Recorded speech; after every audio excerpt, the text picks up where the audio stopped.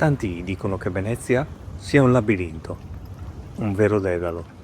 La prospettiva probabilmente non è così sbagliata, ma qualcuno si sarà mai fermato a misurarlo per davvero, ammesso che sia possibile.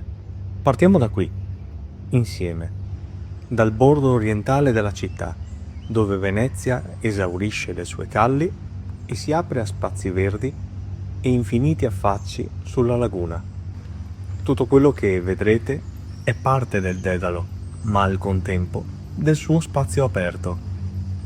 C'è chi fa ginnastica, chi corre o chi aspetta un caffè. Il tutto tra verde, silenzio e selciati, dove foglie, gabbiani e altri animali si contendono il territorio. Camminare qui regala sensazioni che sono difficili da sperimentare in altre zone della città ed è un invito a scoprire queste zone più eterogenee ed esterne rispetto a quelle più frequentate. Nelle vicinanze poi c'è Viale Garibaldi, l'unica via di Venezia.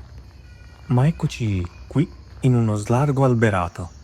Qui sopravvive tra le case la leggenda di Bepi Garibaldin, il soldato che trovò pace solo quando fu posto a sorvegliare, come vediamo, il monumento di Garibaldi, smettendo così finalmente di fare dispetti ai passanti. Chiedetelo a chi li ha subiti. E a proposito di Beppi, vi presento anche la nostra guida, Beppi il Gabbiano. Lui c'era, fidatevi. Intravedere dei panni stesi equivale ad aver scoperto la mappa della Venezia che respira ancora. Una calle senza panni è una calle in cui non abita più nessuno, è rosa dal turismo e non vissuta dai veneziani. Ed è in questo silenzio che si consuma la magia. Vi avevo parlato di Dedalo? Beh, cominciamo. E cominciamo anche con il primo numero, il solo sestiere di Castello. È il più grande di tutti e misura circa 43 km, misurando i percorsi pedonali che lo compongono. Alcuni ampissimi, altri davvero pervi. O magari un susseguirsi di zigzag in cui i palazzi contigui paiono non finire mai. Parlando di un sestiere invece molto distante da qui, Canareggio, invece si vanno ad aggiungere altri 36 km, però tra fondamenta ampie e rughe strettissime. E quindi fondamentalmente c'è tutto un alternarsi di situazioni diverse, in cui a volte le ombre si riflettono sul selciato e altre in cui, come qui, i palazzi si riflettono sui canali. Qui all'Arsenale nascevano le navi della Serenissima e ancora oggi sono custoditi segreti, il Moro di Venezia e addirittura un sottomarino, l'Enrico Dandolo. Qualche istante, ascoltando la città. E poi eccoci, ancora a caccia di dedali. Ogni 60 passi una scelta, un ponte, una svolta, talvolta un vicolo cieco. E qui Beppi ci ricorda che possiamo provare a contare dall'alto. Dice che è più facile se si riesce a volare, ma lui è un privilegiato da questo punto di vista e la sua prospettiva è di certo molto diversa dalla nostra. Qui ci stiamo avvicinando a uno dei miei luoghi preferiti, già citato anche in altri video. Infatti, sotto certi sottoporteghi, la città smette di essere geografia e diventa leggenda. Qui, a pochi passi da noi, batte ancora il cuore di Melusina. Una storia d'amore degna di Giulietta e Romeo per la tragicità che Venezia custodisce da secoli. E poi ci sono dei campi, come quello Bandiera e Moro, in cui si può sentire il profumo del caffè appena torrefatto e macinato, con quell'odore preciso e distinto. Angoli di tradizione. Non era l'unica torrefazione di Venezia questa, ma è l'unica sopravvissuta. San Marco, Dorsoduro, San Polo, Santa Croce, sommati fanno altri 89 km e il centro storico supera i 160, come 4 maratone senza mai uscire da Venezia. E, considerata la meraviglia, forse nessuno vorrebbe uscirne, salvo qualche persona che tende a lamentarsi troppo. Guardatevi intorno.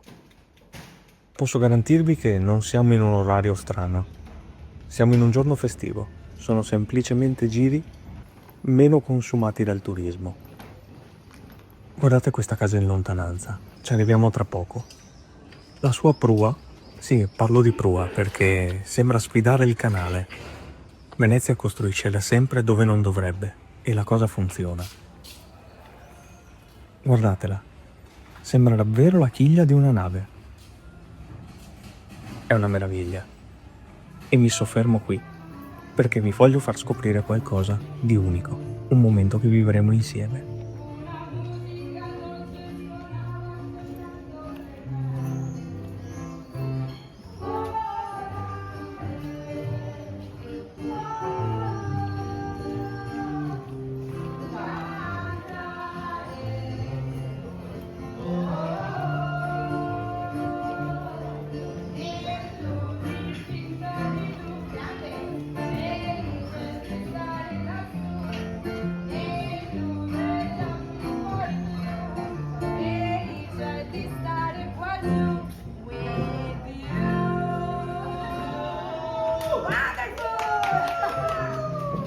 Ma ora ripartiamo perché il verde a Venezia è clandestino.